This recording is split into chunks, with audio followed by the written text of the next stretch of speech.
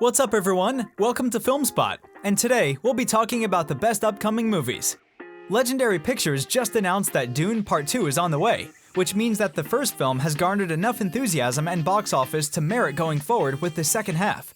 In a tweet posted to their official account, Legendary thanked fans who have seen the film thus far, and to those who will see it in the coming days and weeks ahead, while announcing that we're excited to continue the journey, along with an image with the title card, Dune Part 2.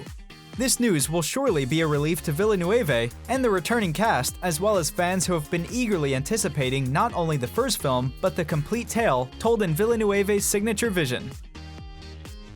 According to GWW, as part of a larger report on upcoming MCU projects, Shang Chi 2 is now in development at Marvel Studios.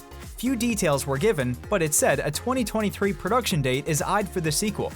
This comes from the same report that announced the Thunderbolts movie is in development, along with the solo project for the Marvel hero Nova. With a potential 2023 production start on the table, Shang Chi 2 might not release until 2024. That seems a long ways off, but it isn't too shocking. The MCU is completely set for next year and already has a busy 2023 with movies like The Marvels, Guardians of the Galaxy Volume 3, and Ant-Man and the Wasp: Quantumania. In the meantime, Shang-Chi could turn up in other MCU projects to keep his story going as the wait continues for his second solo film. According to Deadline, Brendan Fraser is joining Batgirl in a villain role believed to be that of Firefly. Firefly is a criminal pyromaniac who uses fire and pyrotechnics to commit his crimes in Gotham City. He is often depicted as extremely violent and insane, carrying a blowtorch and wearing a winged fireproof suit.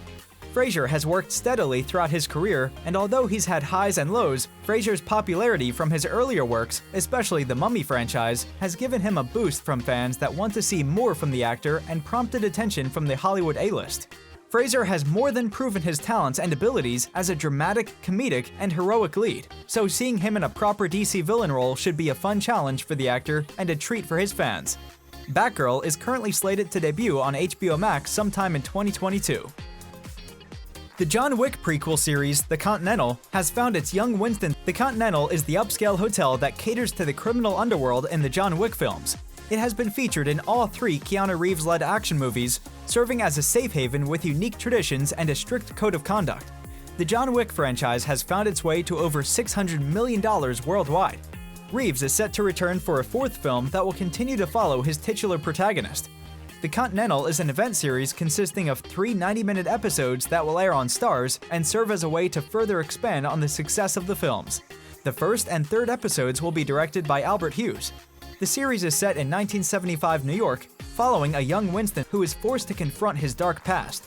Through Winston's journey, audiences will see how he assumes control of the iconic Continental Hotel while also learning his character's backstory.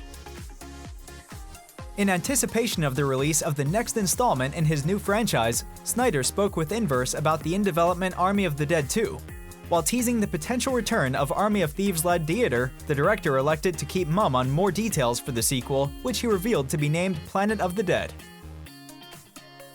The sixth installment in the fan-favorite Final Destination series has reportedly found a writer in Bed Rest's Laurie Evans Taylor.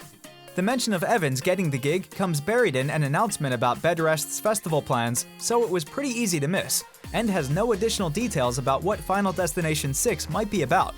The franchise centers on groups of teens who escape death, only to have the universe try to right itself by killing them in a series of elaborate and gruesome ways in the days that follow. Spider-Man: No Way Home is looking like it will be the hottest release of 2021, and the hype train doesn't appear to be slowing down anytime soon. After the dramatic cliffhanger of Far From Home, in which Peter Parker's heroic identity was revealed to the world, anticipation for the third installment skyrocketed. But everything changed when Alfred Molina's Doc Ock was first revealed to be reprising his villainous Spider-Man 2 role. From that point onwards, the scale of No Way Home has grown exponentially, with 4 additional villains now expected to return and rumors of a Spider-Verse team-up. With everything Molina's return implies, it's safe to say his brief "Hello Peter" moment was the jaw-dropping icing on the cake of the first trailer. As increasingly impatient fans eagerly await the highly anticipated second trailer, Empire Magazine's latest issue put No Way Home in the spotlight with plenty of brand new juicy still and all sorts of teases.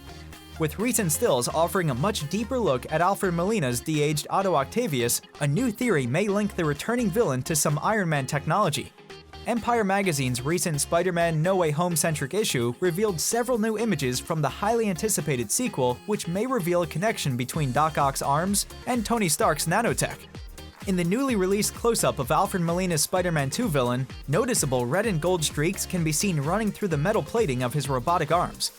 Interestingly, these colorful streaks are not present in Doc Ock's highway face-off with Tom Holland's Hero, in which he wears the Tony Stark-built Iron Spider suit.